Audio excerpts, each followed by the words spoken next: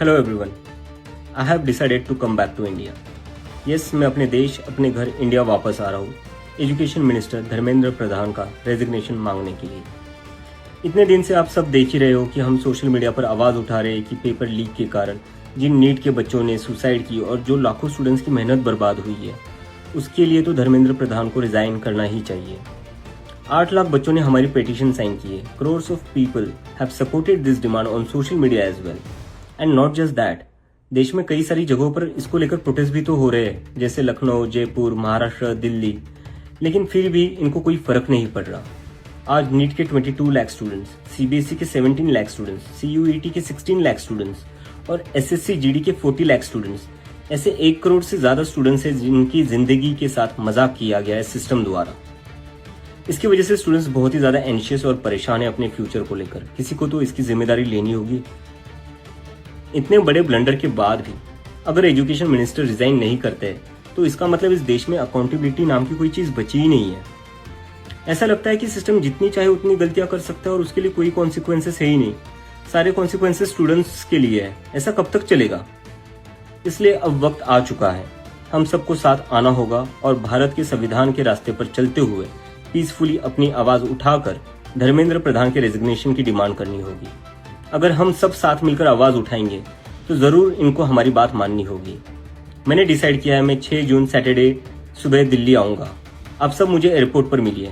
हम सब मिलकर पार्लियामेंट स्ट्रीट पुलिस स्टेशन जाएंगे और वहां पर जंतर मंतर पर एक पीसफुल प्रोटेस्ट करने के लिए परमिशन मांगेंगे।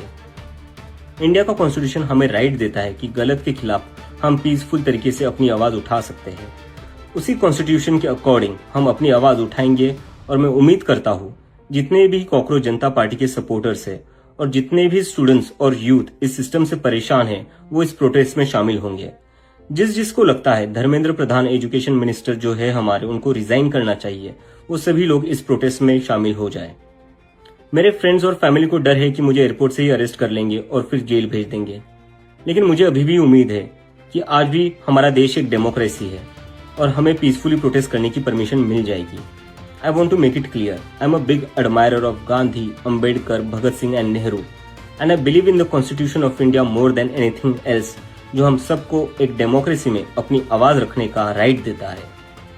और रही बात जेल के डर की, हम कब तक डर कर जिएंगे यार? ये देश किसी एक पार्टी का थोड़ी ना है, ये देश तो हम सबका है।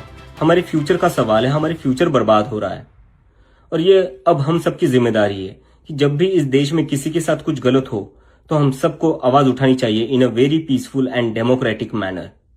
मैं चाहता तो यहाँ यूएसए में जॉब लेकर आराम से रह सकता था। मुझे पिछले कुछ दिनों में कई जॉब ऑफर्स भी आई है, but I am not gonna take it as I have decided to come back to India because I love my country and I really want to do something for my country. हम सब आज जो कुछ भी है वो सब इस देश ने हमें जो दिया है उसी के कारण है और अब हमारी बारी है अपने देश के लिए कुछ करने की, क्योंकि अगर हम आज कुछ नहीं करेंगे तो कौन करेगा? कब तक हम वेट करेंगे? कोई और आएगा, आवाज उठाएगा और हमें बचाएगा। सो जितने भी पीसफुल और कॉन्स्टिट्यूशन को मानने वाले कॉकरोचेस है, let's all come together to save the future of millions of students. Thank you.